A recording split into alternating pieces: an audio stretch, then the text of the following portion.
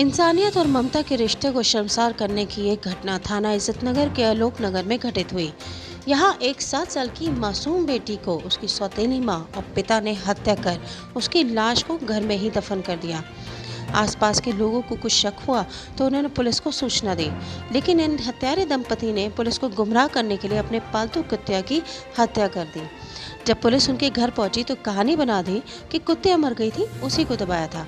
Police उस समय लौट गई, लेकिन पड़ोसियों ने पुलिस को दोबारा बताया कि बच्ची भी गायब है। तो पुलिस ने पति पत्नी से सख्ती से पूछताछ की तो उन दोनों को निशानदेही पर बच्ची की लाश को गड्ढा खोदकर निकाला गया। पुलिस ने दोनों को हिरासत में ले लिया है। खुलासा होने के बाद भी हत्यारोपी बाप मनगढ़ंत कहानियां बनाता रहा। जानकारी के मुताबिक आरोपी नगर निगम में कर्मचारी है। उसकी पहली पत्नी का 7 साल पहले देहांत हो चुका है।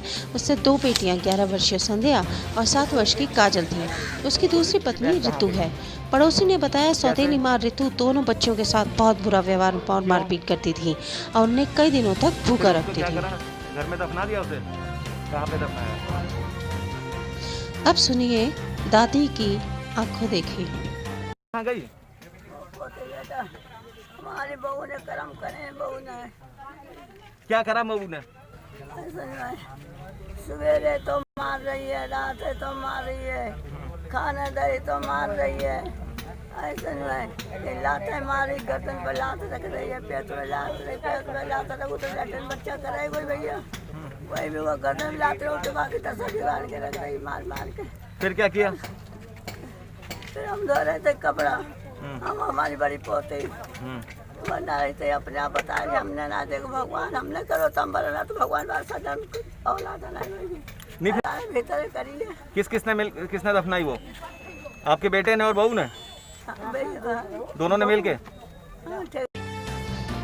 अब सुनिए पिता की, हत्यारोपी पिता की मनगढ़ंत कहानी, जिसके चेहरे पर जरा भी पछतावा नहीं है। भैया इसके जख्म थे, कीड़े पड़े हुए थे सर में, कान के पीछे, यहाँ सब में, और ये फलके उलके पड़े हुए थे। दवा उसकी लाया था मैं, उसको दवा, और कान बहता था तो कान में कीड़े पड़े हुए थे तो दवा हुआ डाली मैंने, उसको आराम हुआ। लेकिन मैं ड्यूटी जाता तो पीछे जो है माँ बहन ये लोग उसको जो है कि बहन के बच्चों को वो सुबह शाम जब मतलब उसका दिमाग काम नहीं करता वो कोसती थी।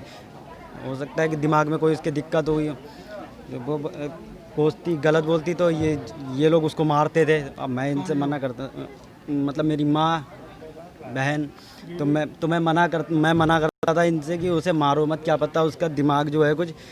तो मैंने ये भी कहा मैंने कि उसको किसी डॉक्टर को दिखाएं जो दिमाग उसका जो है हो सकता है कि गड़बड़ हो तो सही हो जाए। जब इन लोगों ने बताया, हमें फ़ोन करा कि जो है वो ख़त्म हो गई, तो एकदम अचानक में हम घबरा गए।